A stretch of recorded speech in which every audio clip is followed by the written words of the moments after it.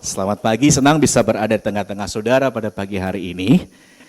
Ya Bapak Ibu, tema utama 2020 diberikan oleh Bapak Gembala Saudara kepada saya tentang light to shine. Ya, tidak hanya kita menjadi orang-orang Kristen yang menjadi terang, tapi kita bersinar.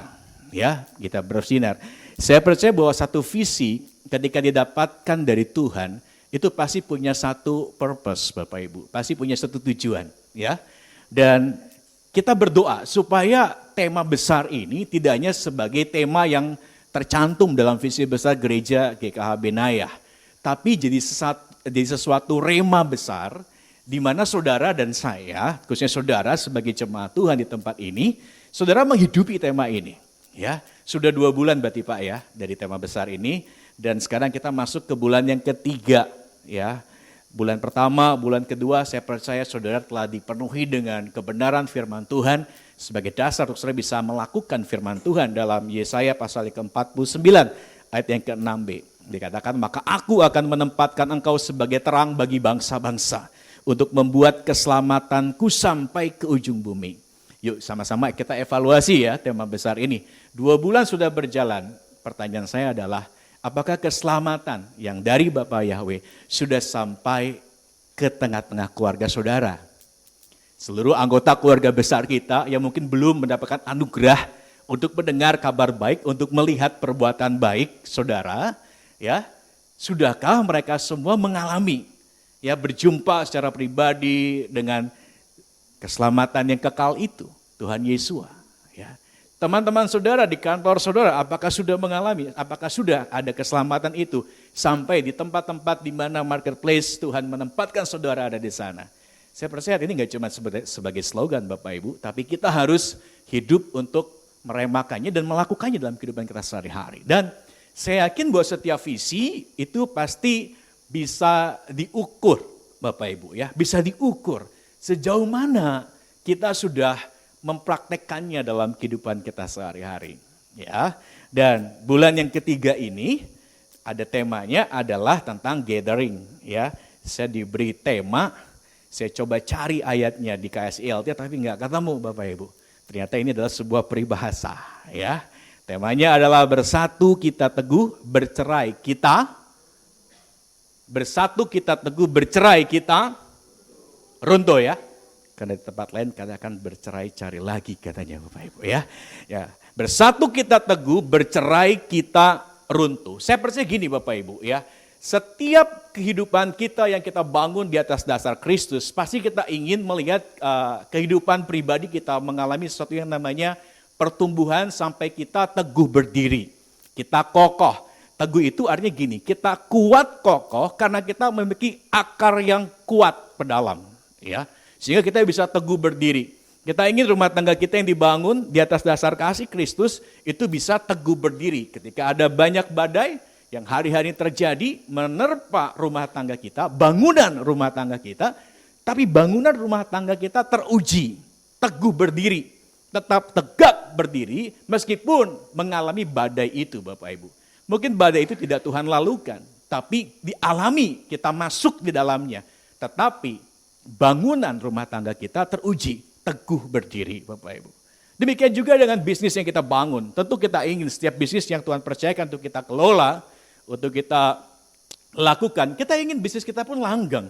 Kita ingin bisnis kita pun teguh berdiri di tengah-tengah keadaan situasi dunia, ekonomi dunia yang tidak menentu Bapak Ibu. Tapi kita punya satu mimpi, punya satu iman bahwa bisnis kita tetap jalan. Bisnis kita tetap bisa teguh berdiri di tengah-tengah keadaan situasi ekonomi dunia yang sedang nggak karuan ini Bapak Ibu. Demikian juga dalam pelayanan, dalam gereja, dalam kita berkomunitas sebagai satu tubuh Kristus. Kita percaya bahwa setiap pelayanan yang Tuhan percayakan untuk kita lakukan, untuk kita kerjakan, kita ingin pelayanan yang dibangun itu menjadi satu pelayanan yang kokoh. Di satu pelayanan yang teguh berdiri di tengah ada banyaknya cobaan-cobaan untuk kita meninggalkan iman kita. Kita ingin setiap jemaat, saudara yang ada dalam gereja ini menjadi Kristen-Kristen pemenang. Ya, Kristen-Kristen yang tangguh, yang tetap teguh berdiri dalam anugerah Tuhan karena ngerti bahwa di tengah-tengah banyaknya kesesatan, pengajaran-pengajaran yang tidak sehat, tetap kita melekat kepada sang kebenaran yang sejati, kita mengakar kuat di dalamnya, sehingga apa? Kita tidak tergoyahkan. Kita tidak meninggalkan iman sejati yang kita kenal secara pribadi. Kita nggak terpengaruh dengan pengajaran-pengajaran yang mungkin lebih menekankan kepada kesenangan telinga. Ya, meninabobokan kita sehingga kita nggak dewasa imannya Bapak Ibu. Setiap apapun yang kita bangun dalam kehidupan kita, kita ingin itu semua bisa berdiri teguh sampai pada hari ini Bapak Ibu. Nah berarti kalau kita ingin melihat dan mengalami semua itu, ingat peribahasa tadi. Bersatu kita teguh, bercerai kita runtuh. Kalau saudara ingin lihat sesuatu yang teguh berdiri, berarti saudara dan saya harus fokus kepada satu kata yang namanya bersatu.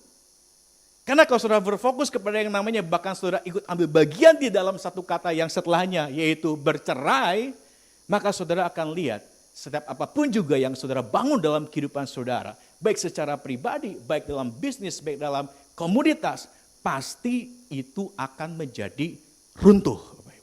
Tidak kuat teguh berdiri.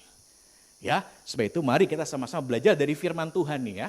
Pada hari ini kita fokus di satu kata, bersatu Bapak Ibu. Ya, apa sih itu bersatu? Kita mesti punya satu pengertian yang benar. Yang berasal dari firman Tuhan tentang pengertian bersatu itu apa. Hosea 4 ayat 6 berkata, umatku binasa karena kurang tidur. Umatku binasa karena kurang pengetahuan. Ketika saudara dan saya kurang pengetahuan, pasti kita mudah ditipu orang. Coba aja saudara bisnis, saudara gak punya pengetahuan yang baik, kompetensi tentang apa yang saudara kerjakan di bisnis saudara. Pasti orang lain mudah untuk menipu saudara. Demikian juga ketika kita sebagai orang percaya tidak memiliki pengenalan, tidak memiliki pengetahuan akan kebenaran, maka kita akan mudah sekali ditipu daya oleh si iblis. Tapi kalau kita punya pengetahuan, kita punya pengenalan yang dalam tentang satu pengertian kebenaran firman Tuhan, kita tidak akan mudah untuk diperdaya oleh iblis Bapak Ibu. Kenapa? Karena kita tahu pengetahuan yang benar tentang hal itu apa sesuai dengan firman Tuhan. Nah pagi ini kita akan belajar perkara sederhana saja Bapak Ibu tentang bersatu itu apa sih? Ya coba kita buka yang pertama dalam 1 Korintus pasal 12 ayat 12 sampai dengan yang ke-26 saja kita akan baca ya. Maaf sampai 29 saja, 30 kita baca ya. Saya pakai KSELT 2 Bapak Ibu, kalau ada terjemahan yang lain gak apa-apa, kita lihat yang di tayangan LCD saja. Kita baca ayat ini bergantian ya Bapak Ibu. Saya baca ayat yang ganjil, baca ayat yang genap karena kita mulai dari ayat yang ke-12. 1 Korintus 12 ayat yang ke-12 sampai dengan ayat yang ke-30. Ini panjang ya, tapi mari kita memperkatakan ayat-ayat firman Tuhan ini dengan suara yang keras. Mari kita bangkit berdiri supaya seragam, lihat saja di tayangan LCD kita. 1 Korintus pasal 12 ayat 12 sampai dengan yang ke-30. Saya lebih dulu akan bacakan. Satu tubuh banyak anggota, sebab bahkan sebagaimana tubuh adalah satu, tetapi memiliki banyak anggota, dan semua anggota dari tubuh yang satu itu, sekalipun ada banyak, adalah satu tubuh. Demikian juga Hamasia. Silakan.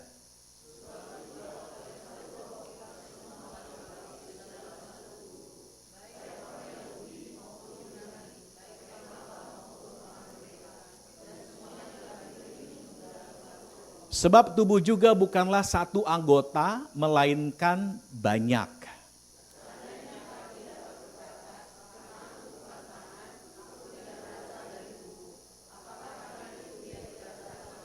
Dan seandainya telinga dapat berkata, karena aku bukan mata, aku tidak berasal dari tubuh. Apakah karena itu dia tidak berasal dari tubuh?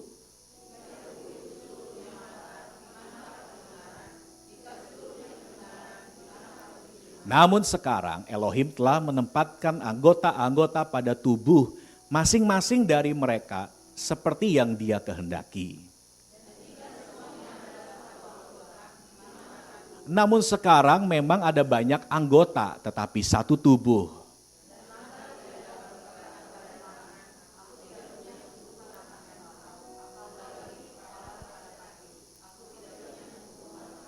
Malah sebaliknya, banyak anggota tubuh yang menganggap diri lebih lemah. Dia itulah yang diperlukan.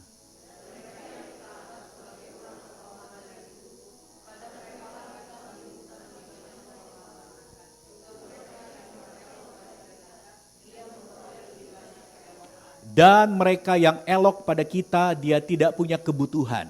Tetapi Elohim telah menyusun tubuh dengan memberikan lebih banyak kehormatan kepada yang membutuhkan.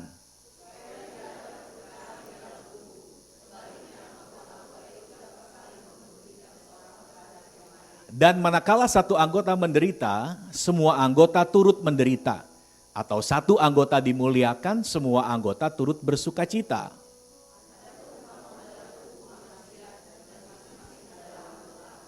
Dan beberapa hal memang telah Elohim tempatkan di dalam gereja. Pertama rasul-rasul, kedua nabi-nabi, ketiga para pengajar, kemudian mujizat-mujizat, selanjutnya karunia-karunia penyembuhan, pertolongan, pemerintahan, jenis-jenis bahasa lidah.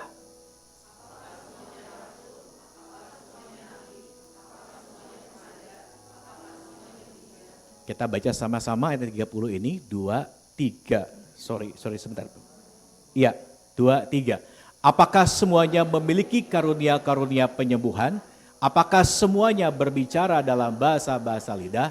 Apakah semuanya menafsirkan? Oke, cukup Bapak Ibu, silakan duduk kembali. Ya, kita baca di sini sama-sama judul perikop ini satu tubuh banyak anggota Bapak Ibu. Jadi kalau kita mau mengerti tentang bersatu, tentang kesatuan itu, mari kita tanamkan dalam pemikiran kita tentang konsep tubuh manusia. Tubuh kita ada kepala, ada tubuh dengan berbagai macam ya anggotanya. Ada mata, ada telinga, ada tangan, ada tubuh, ada kaki dan sebagainya. Ya, kalau kita ngerti ini berarti Bapak Ibu, kita punya satu pengertian dari apa yang kita baca ini. Tadi kan kita lihat sama-sama ya. Di sini berbicara tentang perselisihan antara sesama anggota tubuh. Mereka mulai sibuk untuk ngomentarin fungsi dari anggota tubuh yang lain. Mereka berpikir bahwa mereka bukan bagian dari tubuh. Dan mereka berpikir bahwa apa yang fungsi itu bukan fungsinya dia, tapi fungsinya mereka. Fungsi yang lain gitu. Mereka menuntut yang lain untuk berfungsi. Mereka ingin yang lain bisa lebih dominan dan sebagainya, lebih memperhatikan dan sebagainya. Jadi semua anggota itu berselisih Bapak Ibu di dalam satu tubuh itu. Nah, tetapi tadi firman Tuhan mengatakan bahwa sebagaimana tubuh itu satu, tapi terdiri dari berbagai macam anggota, berarti pengertian yang pertama, kesatuan itu bukanlah keseragaman. Bersatu itu tidak sama dengan seragam. Semua wajib sama, semua tidak boleh ada yang beda. Itu salah Bapak Ibu. Ya karena kesatuan itu bukan keseragaman. Sama seperti kalau seorang yang berbaris dalam upacara bendera, semuanya pakai putih merah. Oh berarti anak SD, semua seragam. Apakah itu definisi dari kesatuan? Bukan Bapak Ibu.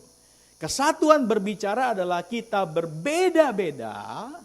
Kita berbeda-beda, tapi kita ngerti bahwa kita merupakan bagian anggota dari satu tubuh. Kepala dari tubuh adalah Tuhan Yesus Masihi. Dan kita semua saudara dan saya adalah anggotanya. Anggotanya. Berarti kalau kita ngerti sekarang, oh bersatu itu bukan seragam. Bersatu itu berarti kita masing-masing tajam di dalam apa yang Tuhan percayakan kepada kita. Kalau tempat kita adalah mata, kita harus punya penglihatan yang tajam untuk bisa melihat sesuatu yang daripada Tuhan. Dan tujuannya adalah untuk kemuliaan sang kepala. Kemuliaan dari Tuhan Yesus, bukan untuk menunjukkan bahwa kita lebih rohani dibanding si tangan. Karena tangan gak bisa lihat apa yang mata bisa lihat gitu. Jadi kalau kita ngerti konsep tubuh ini Bapak Ibu, tadi kan dikatakan nggak bisa mata bilang saya nggak butuh kamu tangan, nggak bisa si tangan bilang saya nggak butuh kamu mata, nggak bisa si kaki bilang saya nggak butuh kamu tangan, saya bisa jalan sendiri kok. Wah ngeri Bapak Ibu kalau kaki jalan sendiri nggak ada tubuh dan nggak ada kepala, karena semuanya itu Tuhan tempatkan dalam satu tubuh dan satu kepala, dan semuanya itu digunakan untuk apa? Untuk kemuliaan sang kepala dari tubuh itu. Tuhan Yesus.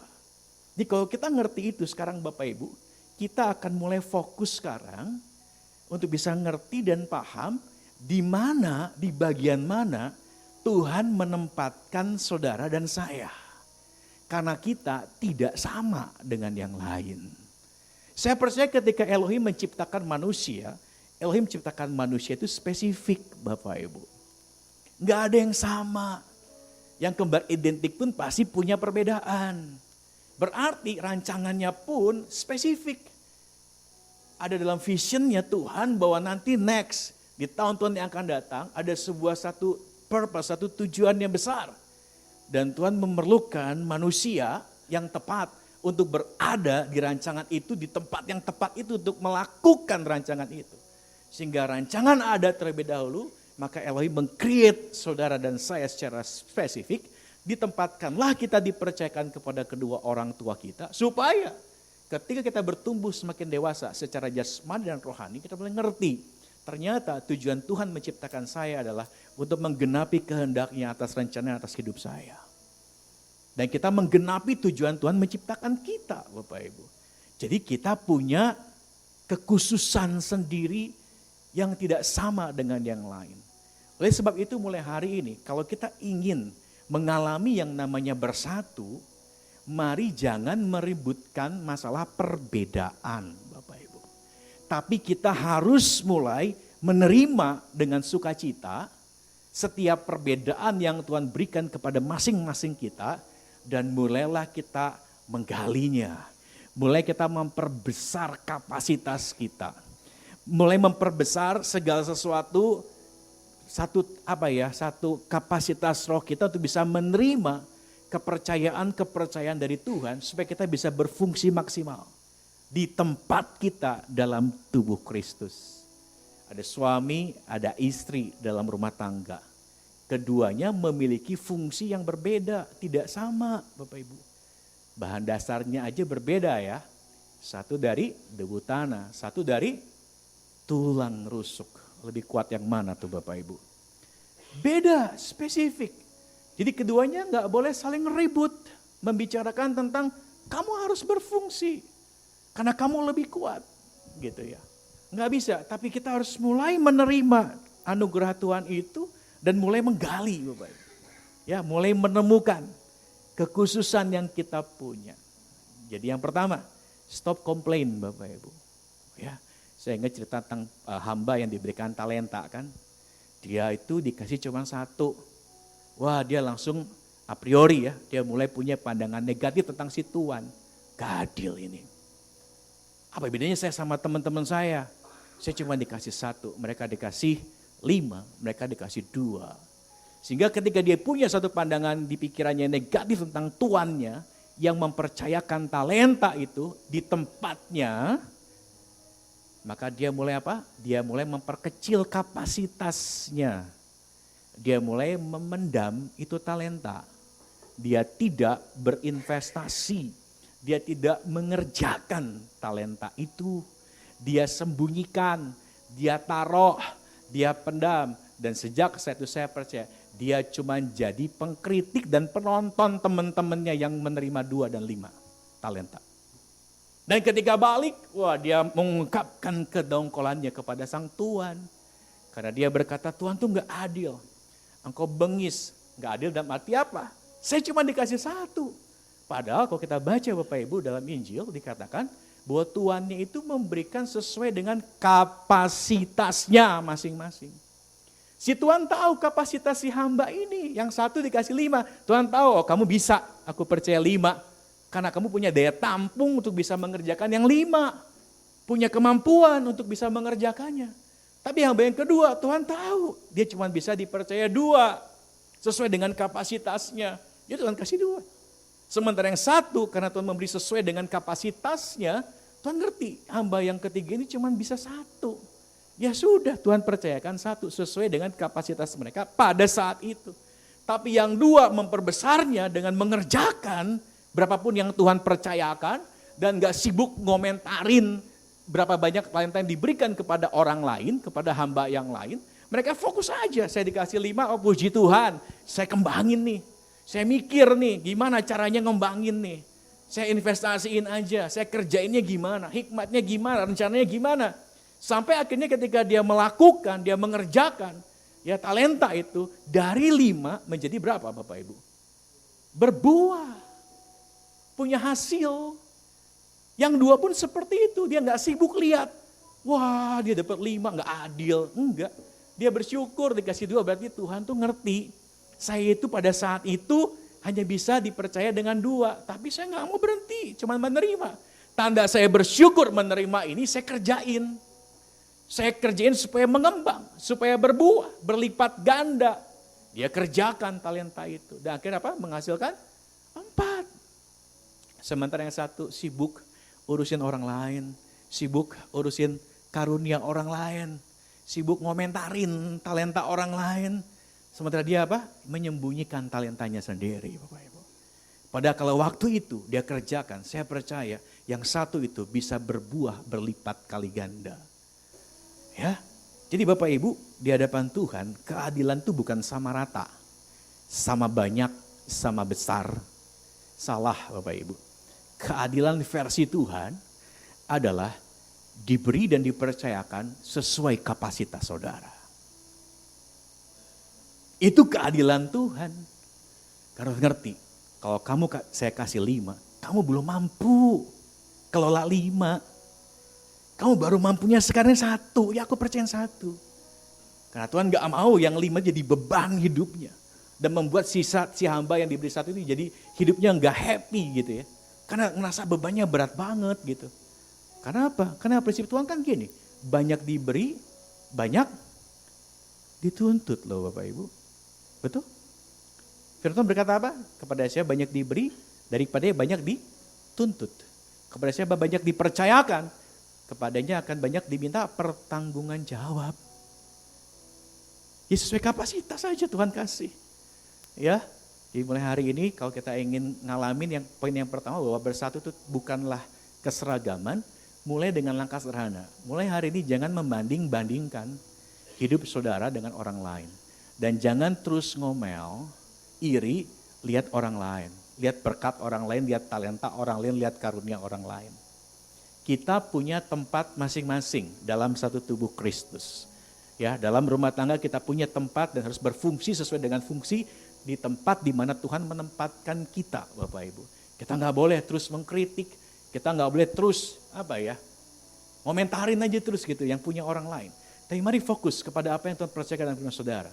Sekarang pertanyaannya, segala sesuatu yang sudah Tuhan percayakan di dalam hidup saudara, coba cek sampai hari ini.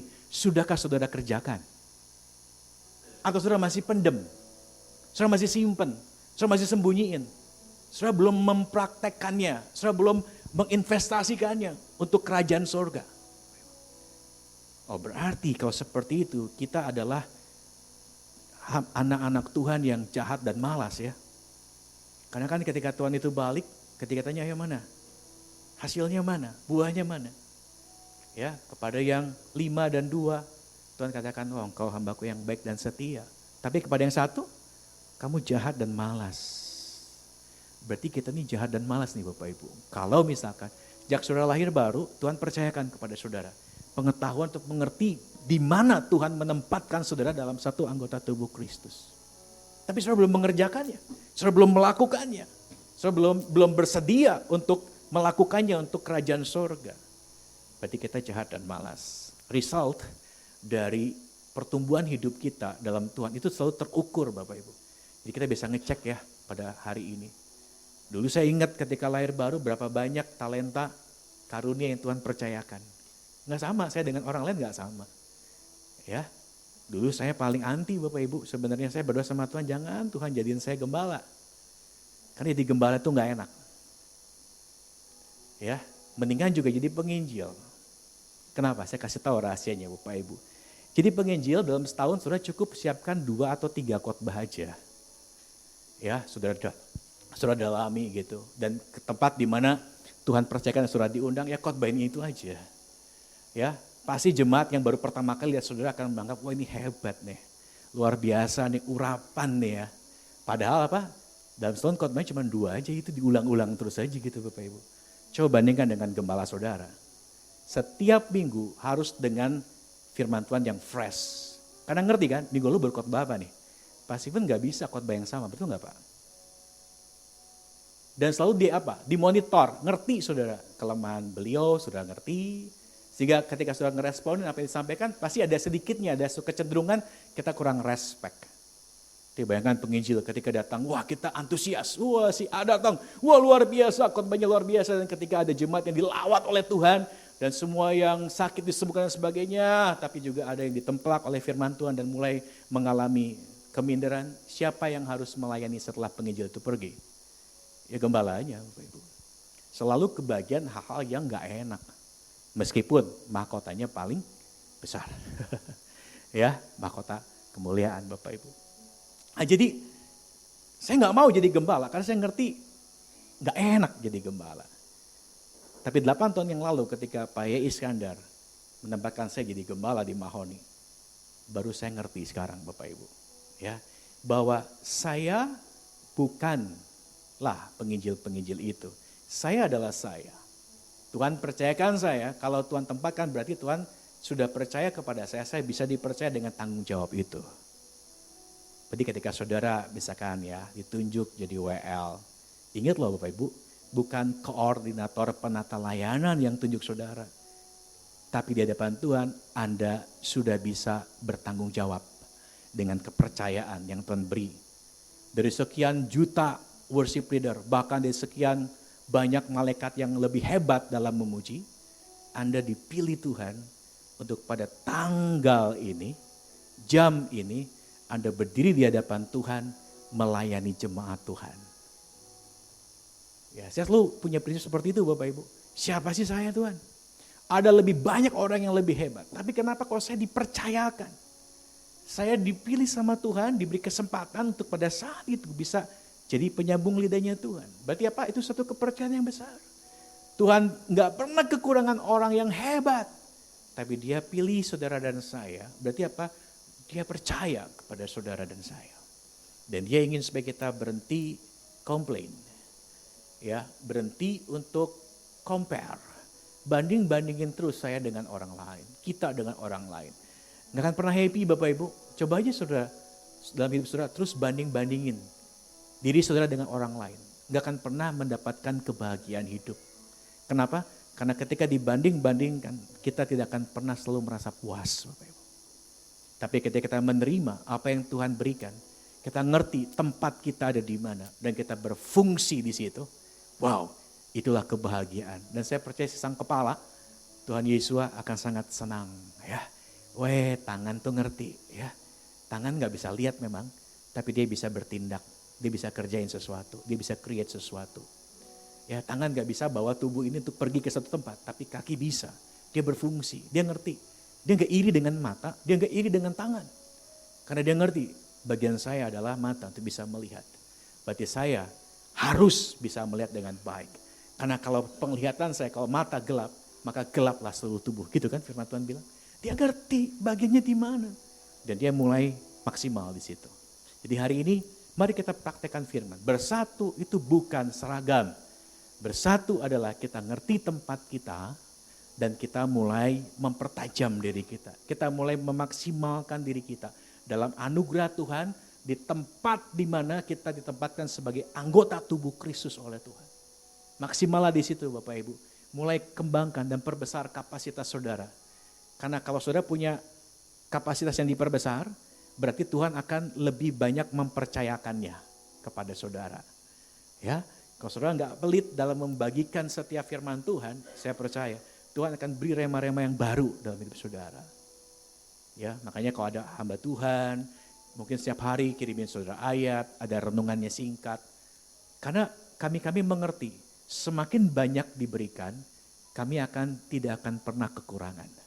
Tapi kalau kami pendam, kami simpan, kami nggak pernah bagikan, nggak akan pernah ada yang fresh dan baru bagi kami Bapak Ibu. Ya, hari ini mari jemaat GKH Benaya sadar dan peka di mana Tuhan menempatkan saudara. Berfungsilah di situ, berhenti banding-bandingin diri saudara dengan orang lain. Dan berhenti komplain sama Tuhan, kenapa saya nggak seperti dia? Saya mau seperti dia. Enggak Bapak Ibu, Tuhan punya maksud bagi setiap kita pribadi lepas pribadi.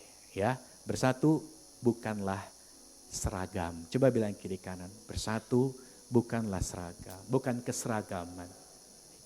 Ya, baik itu yang pertama. Yang kedua, mari kita lihat ayat kita yang terakhir di dalam 1 Korintus pasal yang ketiga, kita maju. 1 Korintus pasal yang ketiga ayat 1 sampai dengan ayat yang ke-9. Ayo bangkit berdiri kembali Bapak Ibu, supaya kita nggak ngantuk. Ya, lihat tayangan di depan, terjemahan di depan kita perkatakan. 1 Korintus pasal yang ketiga ayat 1 sampai dengan ayat yang ke-9. Saya akan bacakan ayat yang ganjil, Bapak Ibu bacakan ayat yang genap, dan ayat yang ke-9 kita akan baca bersama-sama. Dan aku, hai saudara-saudara, aku tidak sanggup untuk berbicara kepadamu seperti kepada yang rohania. Sebaliknya seperti kepada yang jasmania, seperti kepada kanak-kanak dalam hamasia.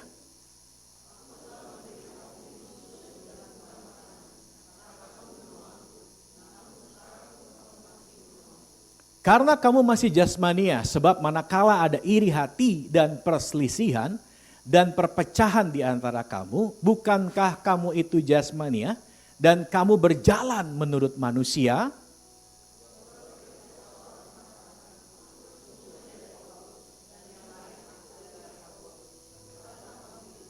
Selanjutnya, siapa itu Paulus dan siapa Apolos selain para pelayan yang melalui mereka kamu telah beriman. Seperti juga Tuhan telah menganugerahkan kepada masing-masing. Karena itu yang penting bukanlah yang menanam, bukan pula yang menyiram, melainkan Elohim yang menumbuhkan.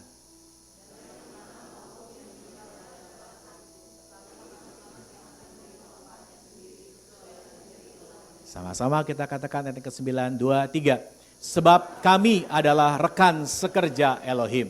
Kamu adalah ladang Elohim, bangunan Elohim. Amin. Silakan duduk kembali Bapak Ibu. Ya, saya akan coba pakai satu perumpamaan, satu praktek. Ya, jadi saya minta dengan hormat, siapakah di antara saudara yang memiliki berat badan yang paling berat di sini? Jadi mungkin Pak Steven tahu Pak. Jemaat Bapak yang paling berbobot Pak, secara rohani dan cowok Pak, jangan cewek, cowok. Cowok yang paling berat badannya, paling Yosua. Oh silakan maju Yos. Ya, yang muda. Tolong bawa kursi satu aja di sini. Ya. Berat badannya berapa? Jangan dikurangin. 101. 101. Wah. Baru turun. Silakan duduk. Santai aja duduknya, nyender nggak apa-apa. Ya. Berarti kita habiskan pagi hari ini Yosua sebagai jemaat GKI Bena yang paling berbobot Bapak Ibu ya. Ya. Oke, sekarang saya minta Ahen sama Asen, Majusen sama Hendry. Ya. Sorry, satu dulu deh. Hansen dulu deh, Asen dulu deh. Sen berat badannya berapa? 75 ya? Oh, tulangnya berat berarti Bapak Ibu. 75, 101. Oke, sekarang coba Sen, angkat Yosua ini dengan kursinya. Koko minta bawa dia keliling ke situ. Coba dulu. Inilah Asen dengan 70 berapa tadi? Ya, harus mengangkat Yosua dengan 100 kilo. Susah ya Bapak Ibu ya? Susah, berat. Lelah, aduh capek banget deh ngangkat dia ya. Coba dibantu kokonya, Hen berat badannya berapa? 73 tambah berapa, Sen? 75, harusnya bisa ya? Bisa lah ya. Tolong angkat Yosua ini, kayak tadi, coba bopong dia keliling sampai belakang aja situ. Ya, Yos santai aja ya, santai aja, jangan tahan nafas. 2, 3, iya, yuk. Sampai situ deh, coba bawa sampai situ deh. Nggak usah keliling. 2, 3. Kasih tepuk tangan tuh buat mereka Bapak Ibu ya. Yos, jangan pergi dulu. Di sini sampai doa berkat. Ya, nih Bapak Ibu, kawan sekerja itu sinergos, artinya sinergi. Ya, sinergi artinya ada dua energi yang ketika dia ngerti tujuannya, ditetapkan dalam satu tujuan, ya mereka akan bisa menghasilkan kekuatan yang lebih besar dibanding ketika mereka bekerja sendiri-sendiri. Tadi Asen 70 berapa, dia angkat beban 100 lebih, nggak bisa Bapak Ibu. Ya bebannya ketawa-ketawa, tapi yang ngangkatnya setengah mati Bapak Ibu, payah, kepayahan. Tapi ketika dia bersinergi dengan kokonya, yang berat badannya mungkin sama 70-an gitu, dia bisa mengangkat beban. Yang ketika sendirian dia nggak bisa. Jadi saya kasih satu tujuan, satu purpose, tolong angkat Yosua, kelilingin, itu tujuannya tuh. Ya, sesuatu yang mustahil ketika Hansen sendirian.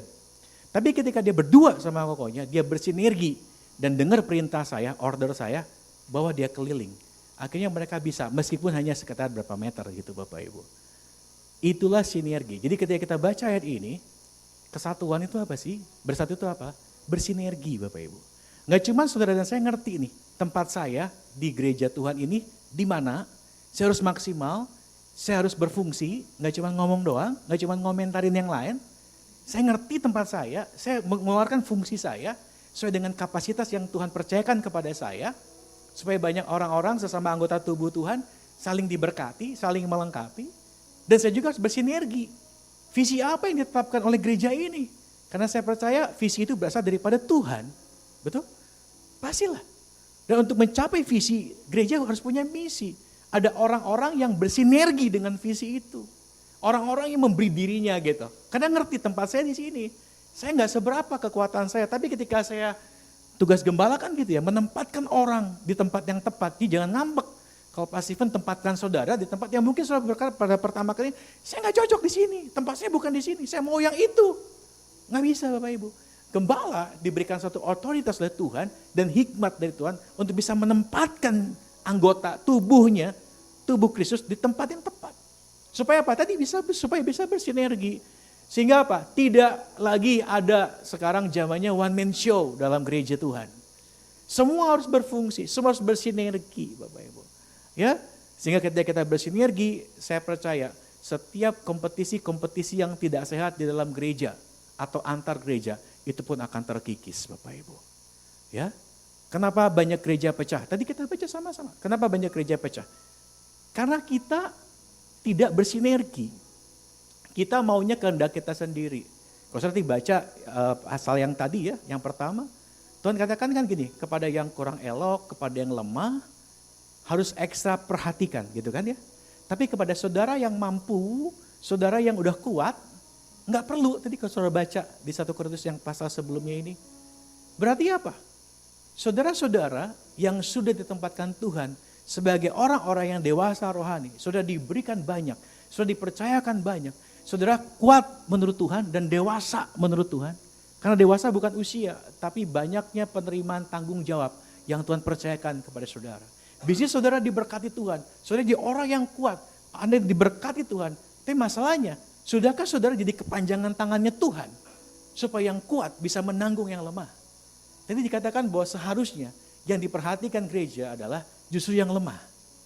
Karena kekuatan sebuah organisasi Bapak Ibu bukan pada seorang-orang yang kuatnya. Tapi ada berapa banyak orang yang lemah di situ. Yang dibantu oleh orang-orang yang kuat. Yang dibantu oleh orang-orang yang sudah diberkati Tuhan lebih dahulu. Dengan berkat mungkin skill, berkat karunia, talenta, berkat-berkat jasmania. Sudahkah saudara bagikan itu? Supaya ada saling melengkapi. Kayak tadi, ya mungkin ada yang masih merintis bisnis susah payah, berat sekali. Nanggung pengen punya bisnis yang settle gitu. Ya kayak tadi, Hansen angkat satu kali, aduh berat. Enggak akan mungkin bisa. Tapi mungkin ada juga saudara yang mungkin berat badan lebih besar dari Yosua. Dan saudara berkata, enteng angkat 100 kilo mah. Ya, mungkin saudara diberi Tuhan kemampuan. Tuhan memberi kepada saudara berkat yang luar biasa. Tapi saya mau kasih tahu, Tuhan kasih saudara berkat itu karena dalam komunitasmu ada orang-orang yang membutuhkan. Amin? Amin? Iya dong. Karena Tuhan ngerti kan, tubuhnya Tuhan paling ngerti, dia kepala. Dia tahu mana bagian yang lemah. Yang perlu dikasih perhatian yang ekstra, perlu diberi perhatian yang khusus. Di gereja kami Bapak Ibu, saya bilang sama para penatua, saya tidak akan pernah kunjungi Anda-Anda. Karena bagi saya Anda-Anda sudah dewasa. Maksud saya ngomong kayak gitu, supaya mereka juga ngunjungin jemaat Bapak Ibu. Ya. Kenapa? Karena saya ngerti, nggak perlu lagi perhatiin mereka. Mereka yang harusnya udah di posisi secara kedewasaan rohani, memperhatikan jemaat. Jadi tangan kanan dan kiri saya. Sehingga saya bisa fokus kepada bagian dari anggota yang masih lemah, yang masih sederhana, yang masih membutuhkan. Sekali lagi Bapak Ibu, mari kita bersinergi, amin. Bersatu itu bersinergi, ya, yang kuat menanggung yang lemah di dalam Kristus. Jika ada di antara kita yang masih lemah, yang masih di bawah kita, ayo pengalaman saudara bagikan. Enggak melulu kok, saya percaya, enggak melulu berbicara tentang berkat jasmania Bapak Ibu.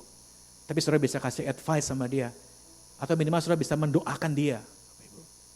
Mendoakan dia, berbagi pengalaman hidup saudara bagaimana mungkin dulu mungkin kita semua sebelum kita ada di top, kita ada di bottom, kita ngalamin ngerangkak sampai kita top.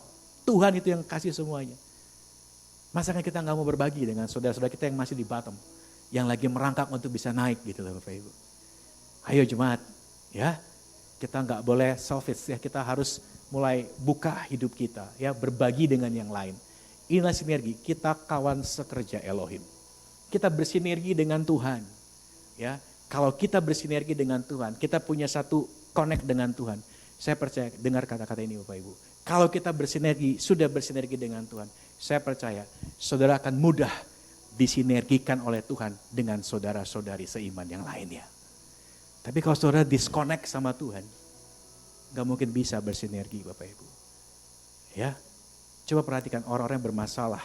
Mungkin dalam satu komunitas jadi batu sandungan, jadi duri gitu. Saya percaya mungkin gak beres hubungan pribadinya sama Tuhan. Sehingga dia menuntut manusia untuk bisa memuaskan apa yang kurang dalam dirinya. Bapak Ibu saya ingin kasih tahu gini, waktu Tuhan menciptakan Tuhan menciptakan ikan. Kalau saya baca di penciptaan, Tuhan gak langsung ngomong, maka jadilah ikan. Enggak Bapak Ibu. Apa yang Tuhan ciptakan lebih dulu? Darat dan lautan. Betul? Baru setelahnya Tuhan ciptakan apa? Dan semua makhluk yang berkeriapan di dalamnya, dalam laut. Tuhan ciptain dulu apa? Habitatnya kan? Tempat untuk dia bisa hidup. Ikan dimasukin ke dalam air, lautan. Apa yang terjadi ketika ikan diambil, ditarik keluar dari dalam air? Apa yang terjadi dengan ikan ini? Halo? Mati. Tuhan mau ciptakan pohon, Tuhan gak bilang jadilah pohon. Enggak. Tuhan ciptakan apa? Daratan dulu kan. Tempat si pohon nanti itu bisa hidup. Dan sekarang pohon ditebang seakar-akarnya, dicabut dari tanah.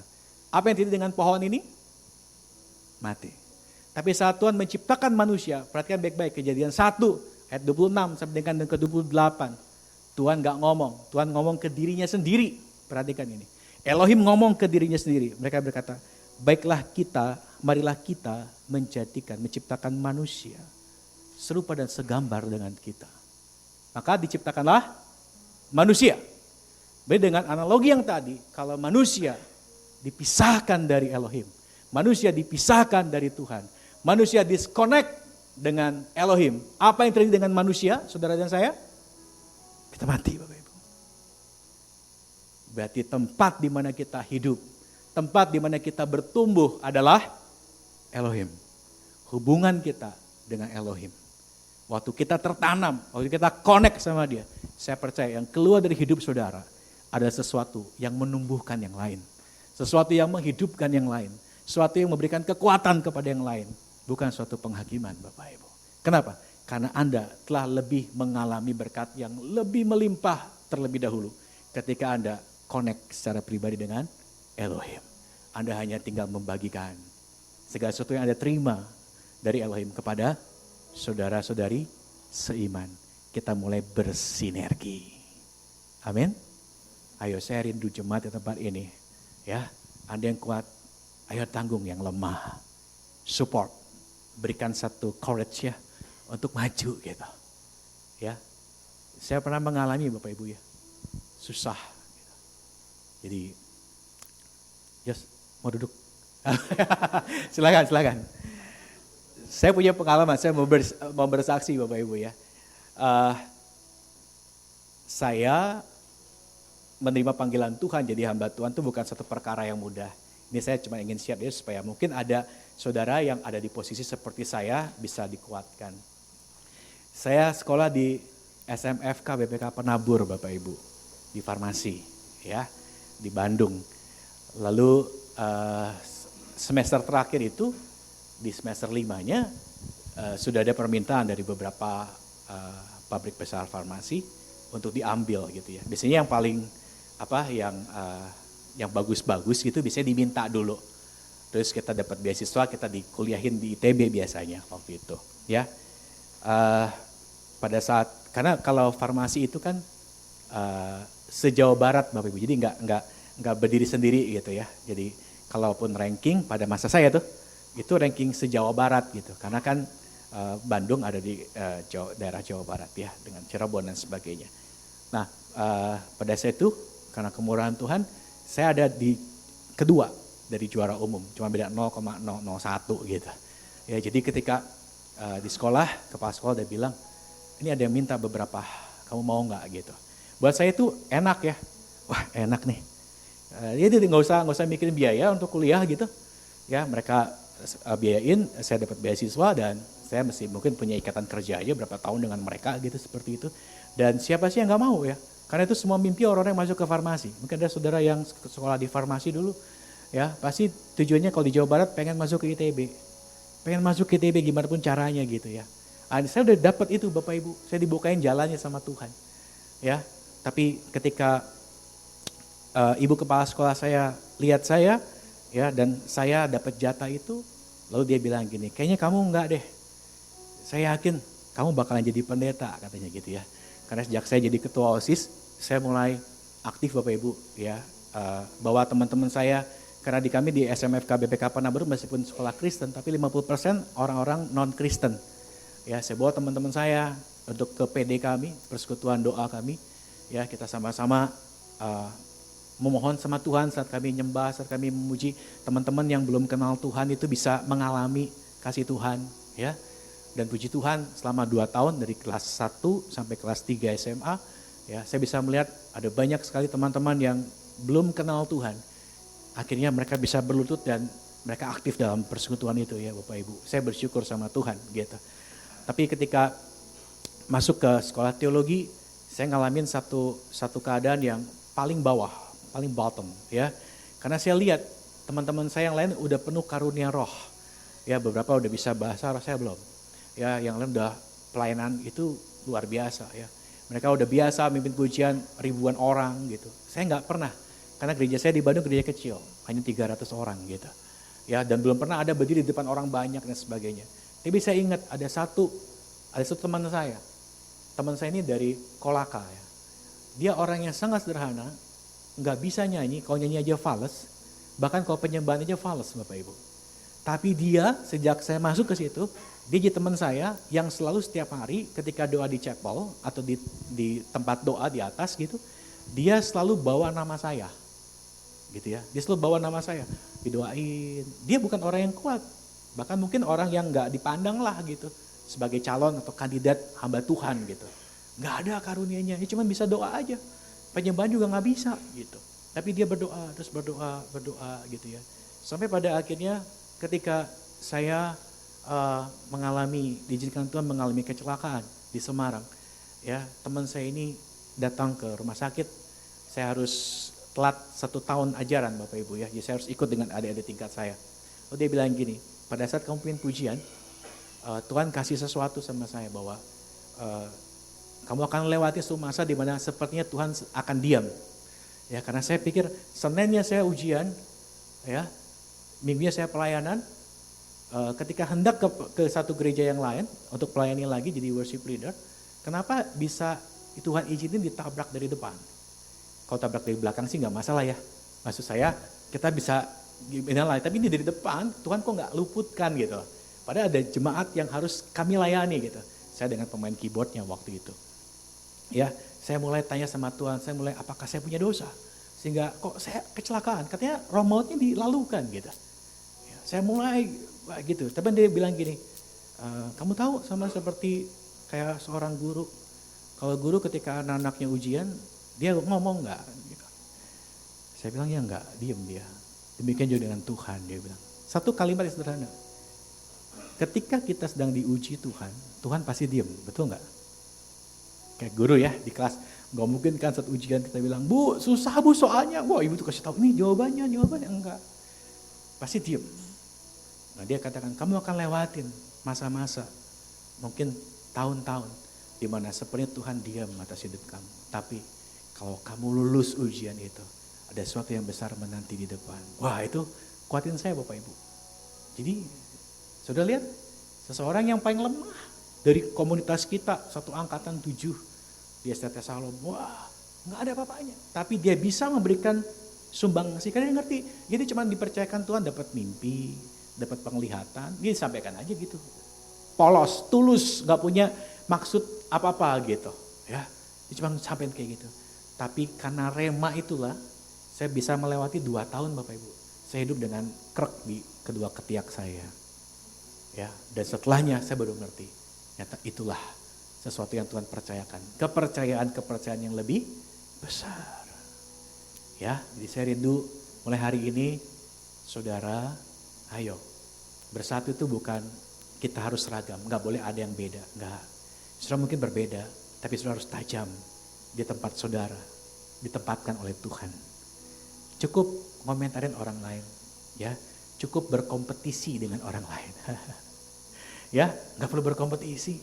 Bagiannya beda kok, sinergi aja, bersinergi ya. Masing-masing memberikan yang terbaik dengan setujuan. Tadi ayat saudara tuh, tema saudara. Apa? Supaya keselamatan dari Bapa Yahweh sampai ke ujung bumi. Amin. Amin. Saya berdoa mulai siang hari ini dan selanjutnya di tempat di rumahnya Tuhan ini akan muncul orang-orang yang bersinergi dengan Tuhan. Orang yang bersinergi dengan sesama saudara seiman. Bersinergi dengan gembalanya yang diberi hikmat oleh Tuhan untuk menempatkan dia di setempat dalam anggota tubuh Kristus. Dan bersinergi untuk kemuliaan Tuhan. Amin. Mari kita bangkit berdiri Bapak Ibu. Saya nyanyi lagu lama. Saudara yang bisa mungkin bisa nyanyikan lagu ini. Satukan kami, satu dalam kuasa-Mu.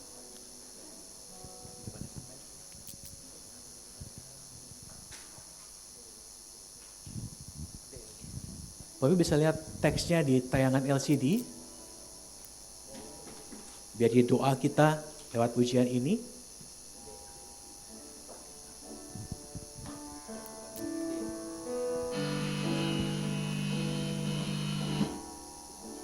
Naikin satu bisa? Naikin satu.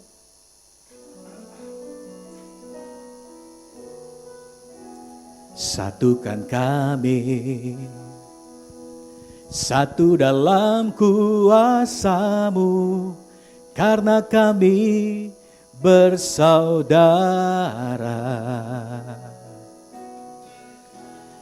Biar kami satu,